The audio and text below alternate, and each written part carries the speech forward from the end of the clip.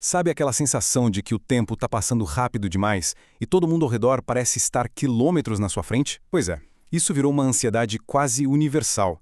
É como se a vida fosse uma grande corrida e a gente, de alguma forma, ficou para trás na largada. Olha só essa frase, tirada de um post no Reddit. Ela resume perfeitamente esse sentimento.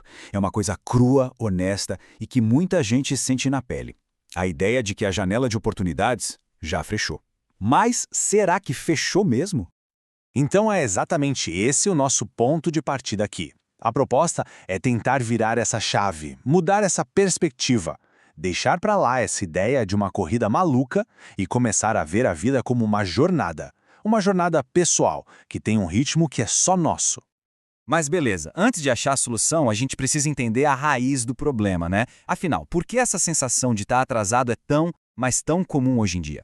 A resposta, na verdade, está numa mistura de coisas da nossa cabeça com as pressões do mundo moderno.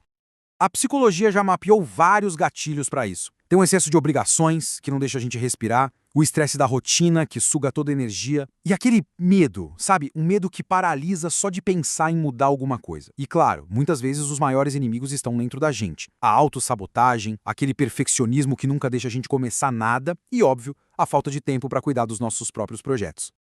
E esse comentário do Reddit aqui, nossa, ele acerta em cheio no grande catalisador dessa ansiedade hoje. As redes sociais viraram uma vitrine, um palco só de sucessos. É um feed infinito de gente conquistando coisas. Ninguém posta o perrengue, o fracasso, a angústia. Aí a gente acaba se comparando com uma realidade que simplesmente não existe. Tá, então como é que a gente começa a sair desse ciclo? O primeiro passo é mudar a mentalidade. E isso começa com uma coisa simples: entender a diferença fundamental entre um objetivo, que é aquele sonho grandão, e as metas, que são os passinhos que a gente dá para chegar lá. A diferença é bem fácil de pegar, na verdade. Pensa assim, o objetivo é o quê? O destino final lá na frente.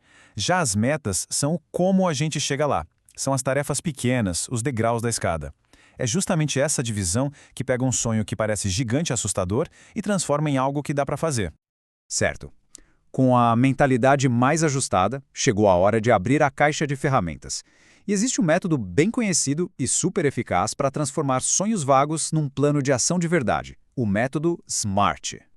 Resumindo, o método SMART é tipo uma receita de bolo para criar metas que funcionam. Ele serve para a gente colocar no papel o máximo de informação possível para guiar a gente durante o processo e diminuir muito a chance de a gente se perder ou desanimar no caminho. Esse método se baseia em 5 pilares. Cada um é uma letra da palavra SMART em inglês. Juntos, eles criam um guia completo. Bora dar uma olhada em cada um deles. Primeiro, o S, de específico. Aqui, a regra é ser super claro. Um desejo vago, tipo quero emagrecer, não é uma meta, é só um desejo. Uma meta específica seria quero perder 5 quilos nas próximas 10 semanas. Sentiu a diferença? Fica muito mais concreto. Depois vem o M, de mensurável. Ou seja, como é que a gente vai medir o progresso? No nosso exemplo, os quilos na balança são a métrica. Se não tem como medir, a gente fica andando no escuro, sem saber se o que a gente está fazendo está dando resultado ou não. Aí temos o A, de atingível. Essa é a hora do choque de realidade. É o momento de se perguntar: isso aqui é possível de fazer com os recursos que eu tenho agora? Com meu tempo, meu dinheiro, meu conhecimento? Criar metas impossíveis é a receita perfeita para se frustrar. O R é de realista, que parece a mesma coisa que atingível, mas é um pouco diferente. A pergunta aqui é outra: essa meta faz sentido na minha vida neste momento? Ela se encaixa no meu dia a dia, nas minhas outras responsabilidades? Ignorar a nossa própria realidade é se preparar para tropeçar lá na frente. E para fechar, o T, de temporal, ou seja, com prazo. Uma meta sem um prazo é só um sonho que fica flutuando por aí. É a data final que cria um senso de urgência saudável e transforma a ideia num projeto de verdade. Ok, agora a gente já tem um plano prático. Mas e o nosso lado emocional no meio disso tudo? Como é que a gente persegue esses objetivos sem acabar com a nossa saúde mental? Vamos ver como dá para fazer essa jornada ser um pouco mais leve. E para isso também tem dicas ótimas. A primeira é uma coisa de cada vez. Defina prioridades para não se sobrecarregar. Criar um plano visual, tipo um quadro ou um planner, ajuda muito a manter o foco. E talvez o mais importante, comemore cada pequena vitória. Cada passinho, por menor que pareça, é um progresso e merece ser celebrado. E se tudo isso parece teoria demais, se liga nessas histórias reais. Essa aqui é de um usuário do Reddit. Um ex-colega dele, que era veterinário, decidiu mudar de carreira. Hoje, aos 43, é coordenador de ciência de dados numa empresa grande. Uma prova de que mudar de rota é totalmente possível. Ou essa outra história que é muito poderosa. Uma mãe que terminou a faculdade com 31 anos. E agora, aos 49, tem um PhD feito na Alemanha. A linha do tempo dela foi diferente da maioria? Foi. E isso a levou a conquistas incríveis. 47. Esse número, sozinho, já conta uma história. É a idade que o vizinho de um usuário do Reddit tinha quando virou delegado. Ele só foi se formar em Direito aos 40.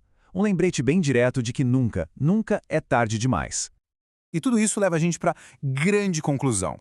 Todas essas ferramentas, todas essas histórias, elas apontam para uma única verdade. Não existe tempo certo ou errado. O tempo certo é o seu tempo. Não tem um calendário universal para o sucesso ou para a felicidade. Essa frase do Reddit tem uma simplicidade que chega a ser brutal, mas é muito motivadora. Pensa bem, o tempo vai passar de qualquer jeito. A escolha que a gente tem é, daqui a 5 anos, a gente vai ter uma nova habilidade, um projeto novo na rua, ou vai estar exatamente no mesmo lugar, só lamentando por não ter começado hoje. Então a reflexão que fica é essa. E se a gente simplesmente parasse de olhar tanto para a pista do lado? E se a única corrida, a única linha de chegada que realmente importasse, fosse aquela que a gente mesmo define no nosso próprio tempo?